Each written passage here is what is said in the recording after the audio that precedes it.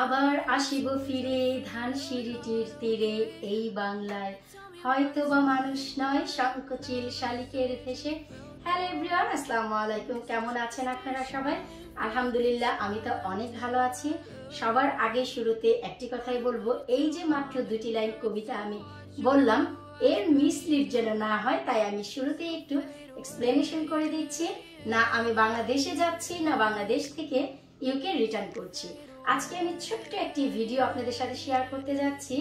আমার মনে হলো যে এই কবিতার দুটি লাইন এই ভিডিওর সাথে দারুণ মানাবে। তো আজকের এই ভিডিওর বিষয়বস্তু কি, প্লিজ সবাইকে রিকোয়েস্ট করব আজকের এই ভিডিওটি শুরু থেকে শেষ পর্যন্ত না টেনে দেখার অনুরোধ জানাচ্ছি। কারণ আজকের এই ভিডিওটিতে থাকছে কিছু স্মৃতিপূর্ণ মুহূর্ত। আর আমি বলছি যে আজকে আমরা ভিডিওর বিষয়বস্তু কি, সৌরভ ভাইয়ার খালা। গত 2 মাস আগেই তার আম্মা দেশে চলে গেছে, এখন হচ্ছে সৌরভ ভাইয়ার খালা, সেও চলে যাবে। তাদের সাথে আমার খুবই ভালো একটি বন্ধুত্বের মতো যে সম্পর্ক তা তৈরি হয়েছে। সৌরভ ভাইয়ার প্রত্যেকটি খালা এবং মারা এত ভালো, তার মাও ভীষণ ভালো, আমাকে অনেক ভালোবাসে। শুধু তাই নয়, মিমের আব্বা আম্মা তারাও, এই আকলিমা খাতুন খালা সেও, তারা প্রত্যেকটি বোন এত ভালো, তাদের ভিতরে একটি অন্যরকম মায়া মমতা লুকিয়ে আছে। খুব সহজেই দেখুন আমাকে এত আপন করে নিয়েছে যে তাদেরকে অনেক আপন মনে হচ্ছে। যখন তারা এসেছে এতটা আনন্দ লেগেছে, এখন সে চলে যাবে ঠিক ততটাই খারাপ লাগছে। তাই এই দুটি লাইন গান বা কবিতা আপনাদের জন্য বললাম। তো খালার এই যাওয়া উপলক্ষে আমি ছোট্ট করে একটি গেট টুগেদার রেখেছি আজকে। সৌরভ ভাইয়ারা আসবে, সাথে তন্নি আর শুভেন্দু দা আসবে এবং তার শ্বশুর শাশুড়ি। ভাবলাম খালা যাওয়ার উপলক্ষে আমরা সবাই মিলে একটু খাওয়া দাওয়া করি, একটু গল্প গুজব করি। আর এই যে স্মৃতিগুলো আমি আমার ভিডিওর থ্রুতে ধরে রাখি, যেন ফিউচারে খালাও এই ভিডিওটি দেখতে পারে, আমরাও দেখতে পারি। জানি না যে খালা আর কখন এখানে আসবে কিনা। তাছাড়া তার ছোট ছেলে এবং ছেলের বউ গত রোববার ইউকেতে এসেছে, আজ তারাও আসবে আমার বাড়িতে। আশা রাখছি আপনাদের সাথে পরিচয় করে দেব। তো চলুন ভিডিও কন্টিনিউ করতে থাকি। আজ আমি ভিডিওর কোনো প্রিপারেশন আপনাদের সাথে শেয়ার করবো না, সরাসরি আজকের দিনে আমি দেখাবো যে খালাদের জন্য আমি কি কি আয়োজন করেছি। চলুন এক নজর ঘুরে দেখে আসি। আজ খাবারের জন্য টেবিলটি আমি একটু ডিফারেন্টভাবে সেট আপ করেছি। অনেক সময় দেখা যায় মাঝখানে খাবার দিলে জায়গা একটু কম পড়ে যায়। তো এই যে দেখুন, আজ আমি শাহী পোলাও রান্না করেছি।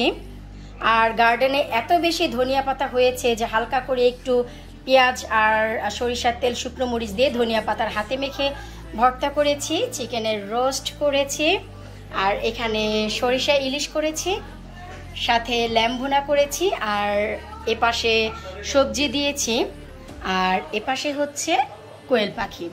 তো সেটআপটি আমি একটু সব দিকে ছড়িয়ে ছিটিয়ে রেখেছি যেন ইজি হয়। এটি হচ্ছে আমার গার্ডেনের ছোট চিংড়ি দিয়ে মূলা শাক। আসসালামু আলাইকুম আন্টি। আর এই হচ্ছে সালাদ। এই তো আমাদের যে আন্টি উপলক্ষে আমাদের খানা দানা, সেই আন্টি চলে এসেছে। জি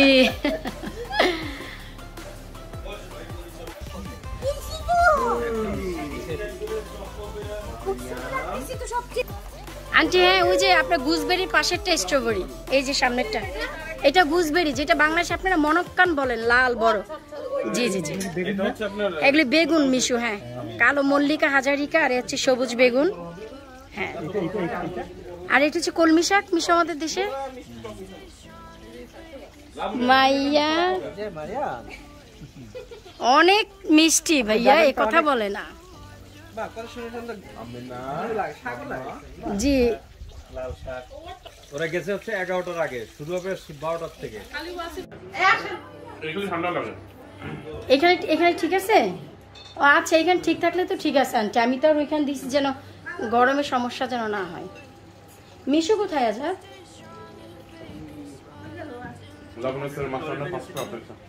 থ্যাংক ইউ ভাইয়া। না খেয়ে কিভাবে? হ্যাঁ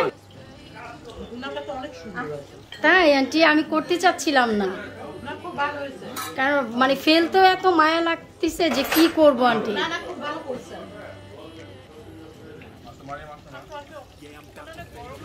হ্যাঁ হ্যাঁ, এই জন্যই তো বাইরে আসলে কি করবো।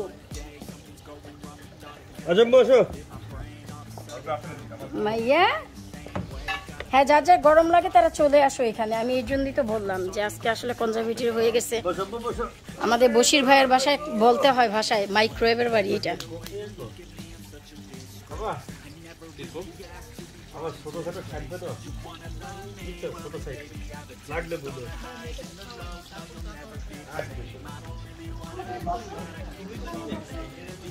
তন্নি এই মনে হয় না এই গরমে পারবি, বাহিরে যাওয়া লাগবে খাবার নিয়ে। হ্যাঁ, আর যদি টিকতে পারিস তাহলে ঠিক আছে।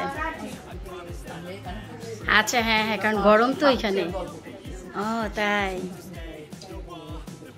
তুমি কি নিয়েছো গো? কেমন? তাই, আন্টি তো শাক থেকে এখনো ওঠেননি। হ্যাঁ তাই তো, আমিও বসবো এক্ষুনি। হ্যাঁ হ্যাঁ আন্টি, আমি জাস্ট একটু বোঝেন না, এগুলো হচ্ছে স্মৃতি আন্টি। হ্যাঁ হ্যাঁ দিচ্ছি আন্টি। হ্যাঁ হ্যাঁ হ্যাঁ স্মৃতি, মিশরা যখন চলে যাবে তখন আমি ভিডিওগুলো দেখবো। হ্যাঁ না ইনশাল্লাহ। জি হ্যাঁ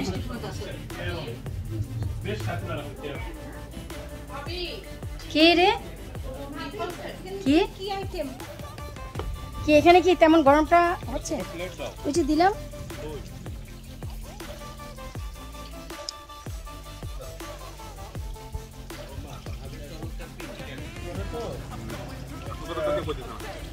মনে করো ওই মাল কামাই তো, এই জন্য মিমের কাছে প্রত্যেকদিন ব্যাংক হলিডে মনে হয়। আরে মিম একটু দিয়ে টিয়ে খা। হ্যাঁ আছে, মানে এক একটার ওজন 2 কেজিটা তাহলে। হ্যাঁ হ্যাঁ আছে। হ্যাঁ হ্যাঁ আছে। এই দেশে বাইরে থেকে আসে এগুলো ফ্রেশ হয়। এগুলো তো উপরে টান টান করে রেখে দেন, ওগুলা বলে ফ্রেশ না। ওই সবাই খাওয়া দাওয়া করলাম, এবার হচ্ছে খাওয়া দাওয়ার পর কিছুটা ডিজার্টের আয়োজন হয়েছে। তো ডিজার্টটি আমি কিভাবে সাজালাম চলুন আমরা একটু তাও দেখি। এই তো আমি দই বানিয়েছি, তার সাথে কৃষ্ণগড়ের সেই বিখ্যাত যে মিষ্টি। আপনারা বলুন তো এই মিষ্টিটির নাম কি, দেখে কেউ বলতে পারেন কিনা কমেন্ট বক্সে অবশ্যই জানাবেন। এ হচ্ছে সরপুরিয়া।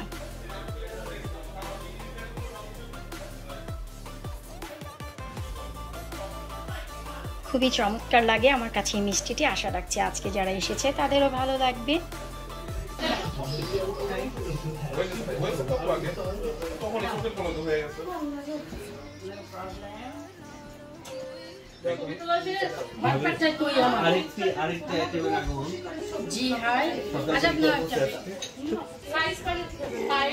কি নিব?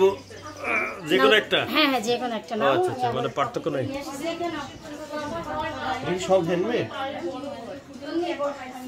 বানাইছে, সবই হোমমেড, কিন্তু হ্যান্ডমেড কিনা যায় না।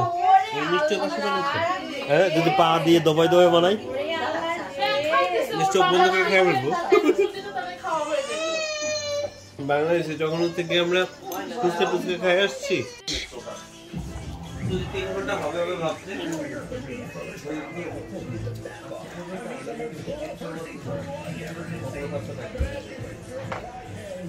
এখন মিম খাওয়ার পর মিম হচ্ছে ভোট দিবে।